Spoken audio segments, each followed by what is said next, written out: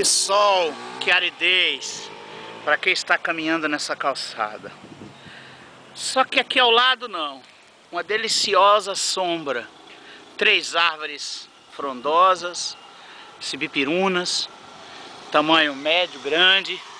Elas nunca foram cortadas.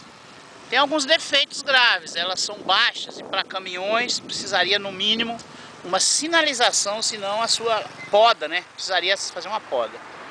Mas aí o questionamento é para uma outra situação. Nesse local passa uma rede elétrica e também a rede de cabos, de telefone, etc. E aí, o que você vê? Qual é a conclusão então? Qual a discussão? A discussão é que há uma orientação por parte da Copel, acatada pela prefeitura, de uma certa forma pela sociedade, pela boa prática, de que nós devemos, nas ruas que tem fio, plantar árvores de porte pequeno, médio no máximo, mas pequeno. E aí então, a gente cai naquela situação das arvorezinhas, que não tem pássaro, que não faz sombra, que tem um papel ambiental muito pequeno. E a gente perde coisas como essa, paisagens, né? Que a árvore tem um componente paisagístico também, frescor, né? Sombra, conforto, em razão de atender uma suposta boa prática em razão da fiação.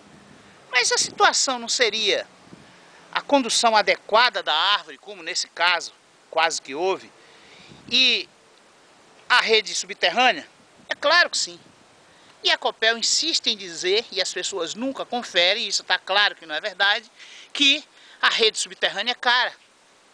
E até em algumas situações ela é cara, mas na maioria das situações, ruas em que tem fiação de um lado só, ruas com baixa tensão, onde não tem alta tensão, que daí a estrutura da rede é muito mais cara mesmo, você então se submete a essa boa prática, ou a própria empresa mutila as árvores, né?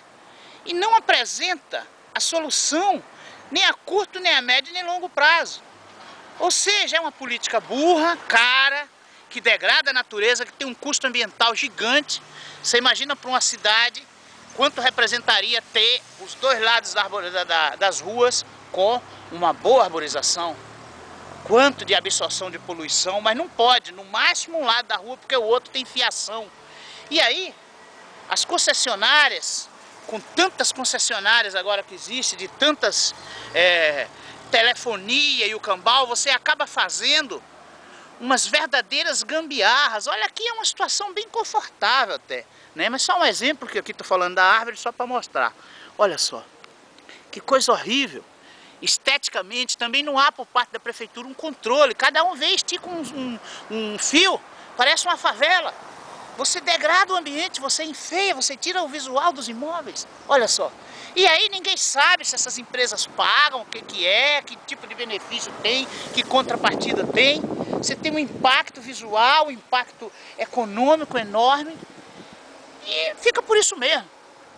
Aliás, fica por isso mesmo tudo. Infelizmente, esse modelo de gestão, o terreno aqui, o mato alto, as calçadas totalmente irregulares, quebrada, a ausência da árvore, muro fora do lugar, ausência de padrão urbanístico. Isso que estamos no sul do Brasil, amigo. Região já de excelência, e Londrina é uma cidade já boa comparado com a média brasileira, uma cidade já de indicadores ambientais fantásticos, né? Mas tão longe do ideal pela burrice, pela falta de se pensar a cidade.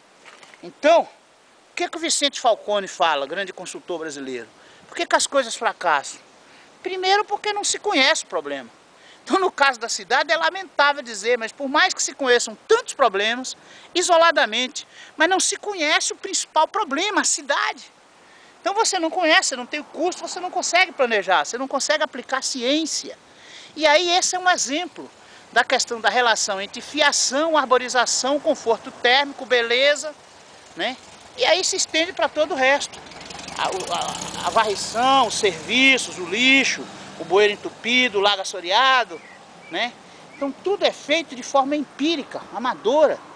né? As pessoas não conhecem, os gestores não conhecem, os técnicos são especializados, cada um na sua área, e aí a cidade não se conversa, não aproveita os mecanismos que já existem, e aí a internet tem um papel fantástico de união, de articulação, de educação, que jamais teve na história do homem, uma capacidade gigantesca de fazer isso, de unir pessoas e encontrar soluções, né? E é só isso, amigo. Isso tem um nome. Nós aqui em Londrina não ficamos passivos esperando isso acontecer, não. Nós pesquisamos, eu, ambientalista João das Águas, mais um grupo de pessoas que idealizamos esse programa Ecometrópole, nós apresentamos as soluções para a transformação das cidades. O conceito, o real conceito de cidade científica, de gestão científica, de cidade educadora, de cidade transformadora, está sendo pensado aqui. E essa crítica se faz exatamente nisso, no sentido de dizer, olha, nós estamos chegando, a coisa está acontecendo, as ações estão acontecendo, a governança está acontecendo, só está faltando o gestor público cair na real e entender que a mudança do modelo é absolutamente indispensável. Faça parte desse movimento.